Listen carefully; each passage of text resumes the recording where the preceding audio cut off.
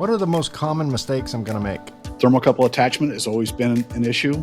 There's the trade-off between fast and easy and difficult and good. And I think that's a life lesson in general, right? Not just, not just for profiling. So let's drill down on that one, because that one I hear a lot. The worst offender is Kapton tape. Kapton tape can be used as strain relief. It's not good for anything else in profiling. Maybe to hold something down. Why not? I'm just curious. I mean, it has the ability. Does it have the ability to hold it down, or does it affect somehow the It doesn't conform very well. It likes to keep its shape, so it allows air in underneath it. And it influences the measurement. Okay. So instead of measuring the actual surface of the board at that point, you're measuring the air a few microns above the board.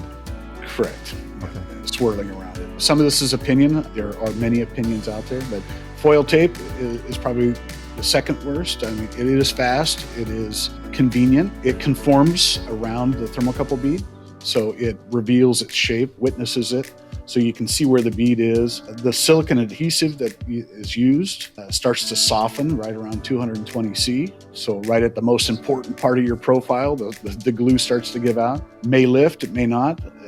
It's good for a couple runs. If you need to get some quick data or a confirmation run, it's not as repeatable as other methods. It is fast and convenient.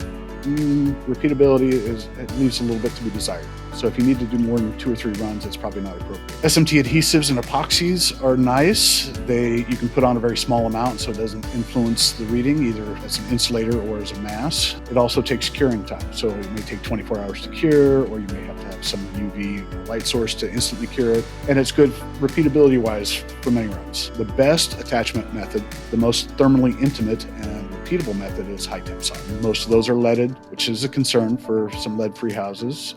There's a RoHS exemption for high temperature solder use for thermocouple attachment. You're still in compliance even if you use it. Again, we ask for a sacrificial board, right? This should never make it out into the wild, so to speak, into the population. So it's a measurement platform.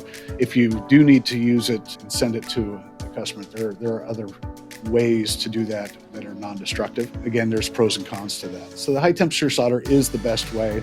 Again, you want to limit the mass of the attachment, right? Because you want to measure the solder joint, not a big blob of solder that you put on there. So some care has to be taken. Thermocouples are difficult to solder. You need a little bit of silver in with your SN5 or SN10. You should use a really aggressive flux. I have a secret weapon. It's Johnson's J35. Really nasty stuff. Don't get it on your hands or your clothes. It'll eat through it.